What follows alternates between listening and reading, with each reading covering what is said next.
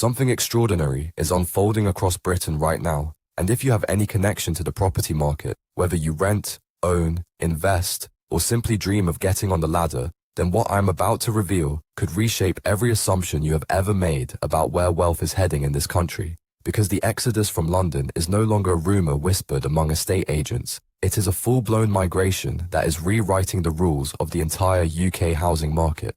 And if you are not subscribed to UK Housing Watch for daily UK property updates, then you are genuinely flying blind through what could be the most significant shift in British property values we have seen in decades. Let me be absolutely clear from the start. This is not clickbait. This is not exaggeration. This is the reality that Rightmove data, Zoopla Analytics, and every serious property analyst in the country is now forced to confront, because for the first time in modern history, more people are leaving London than arriving, and that single statistic carries consequences that ripple through council tax revenues, mortgage lending patterns, rental demand curves, and the fundamental calculus of where to put your money in bricks and mortar. The capital that once seemed untouchable, the city that absorbed talent and wealth like a gravitational force, is now haemorrhaging residents at a pace that has developers scrambling, landlords panicking, and first-time buyers asking a question that would have seemed absurd just 5 years ago. Why would anyone actually choose to live there anymore?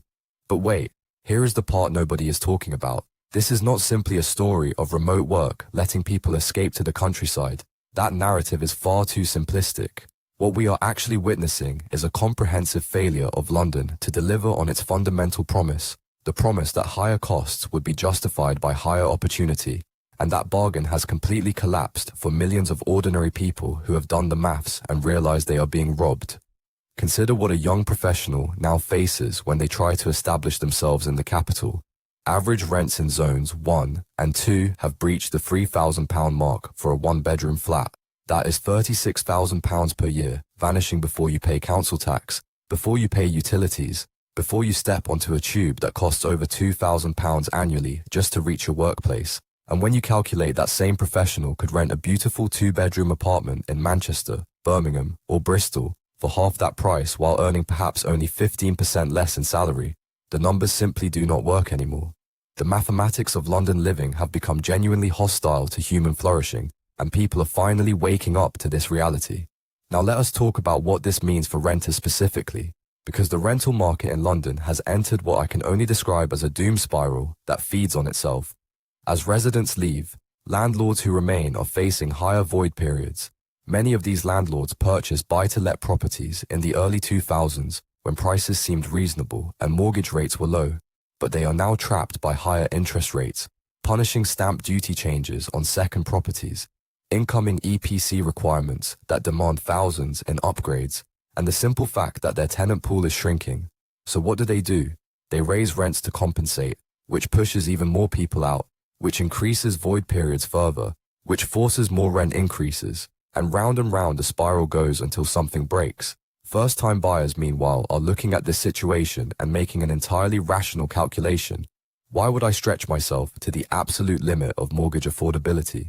Endure stress testing from lenders that assumes rates could hit 9%, drain my entire savings for a deposit, pay tens of thousands in stamp duty, all to own a small flat in a Zone 4 postcode that takes 45 minutes to reach central London, when I could buy an actual house with a garden in Leeds or Nottingham for the same money and work remotely 3 days a week.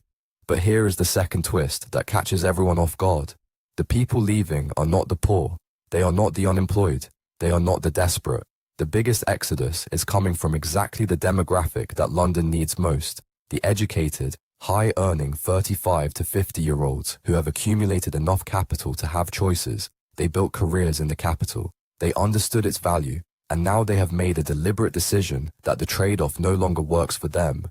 These are precisely the people who pay the most council tax, spend the most in local businesses, and generate the economic activity that funds public services, and they are leaving in droves. Landlords across the capital are now facing an existential question that many never anticipated when they entered the buy-to-let market. Their Section 24 tax changes already crushed their margins. The upcoming Renters Reform Bill threatens to remove Section 21 evictions entirely. Minimum EPC ratings by 2028 mean potentially £20,000 in retrofit costs per property, and now their tenant demand is falling while properties in Manchester and the Midlands offer superior yields with none of these headaches. So the smartest landlords, the ones who actually understand spreadsheets rather than just believing property always goes up, are selling their London portfolios and redeploying capital northward, which adds more supply to an already saturated London sales market, which pushes prices down, which makes the whole proposition even less attractive for anyone remaining. And here is twist number 3 that should genuinely alarm anyone with London property exposure. The new builds crisis is about to collide with this exodus in a way that could trigger something close to a localized crash in certain postcodes. Developers spent the last decade securing planning permission for massive residential towers across East London, Stratford, Barking, Woolwich. These projects were predicated on assumptions of endless demand, endless overseas buyers, endless young professionals desperate for any foothold in the capital. But those assumptions are crumbling. Overseas buyers are spooked by higher stamp duty, surcharges, and political uncertainty. Young professionals are choosing Birmingham and Bristol, and these developers are now sitting on hundreds of unsold units that they cannot shift without cutting prices dramatically, which destroys the financial model of the entire project, which makes lenders nervous, which tightens credit for future developments, which ironically restricts supply just as the market needs flexibility. Homeowners who bought in London over the past 5 years are watching this unfold with growing anxiety, because unlike previous market wobbles where you could simply hold tight and wait for recovery, this time the structural forces are different. This is not a cyclical downturn that will reverse when interest rates fall. This is a fundamental repricing of what London is worth relative to other British cities. And when sentiment shifts this comprehensively, values can stagnate for a decade or more even without dramatic crashes, which for anyone who stretched to buy at peak prices represents an enormous opportunity cost compared to what their deposit could have achieved elsewhere. Pensioners present a particularly fascinating case study in this London exodus, because many own properties outright that have appreciated enormously over 30 or 40 years.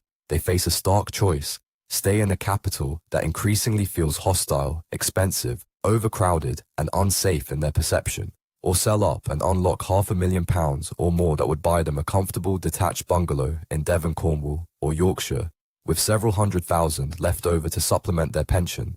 The emotional ties to London are real, the memories, the communities, the familiarity, but when your heating bills are double what they would be in a newer property, when council tax keeps rising, when your local high street has become unrecognizable, the pull of a quieter retirement elsewhere becomes overwhelming.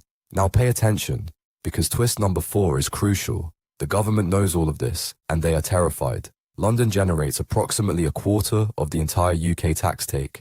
It is the engine room of the British economy, and if the capital enters a prolonged decline, then every budget projection, every spending commitment, every infrastructure plan falls apart, which means we are likely to see increasingly desperate policy interventions designed to shore up London property values and rental demand. We might see stamp duty cuts targeted specifically at London purchases. We might see relaxed planning rules for commercial to residential conversions. We might see tax incentives for employers to maintain London headquarters. Watch very carefully for these signals, because they will tell you how seriously the Treasury is taking this exodus. The rental demand collapse has another dimension that nobody in mainstream coverage is examining properly, which brings us to twist number 5. The student market that used to provide a floor for London landlords is itself transforming. International student numbers have wobbled since. Visa rules tightened. Domestic students are increasingly questioning whether London universities justify triple the living costs of studying in Glasgow, Sheffield, or Newcastle. And the rise of high-quality online learning means fewer students need to physically relocate at all. So that reliable September surge of young tenants that London landlords counted on is becoming less reliable.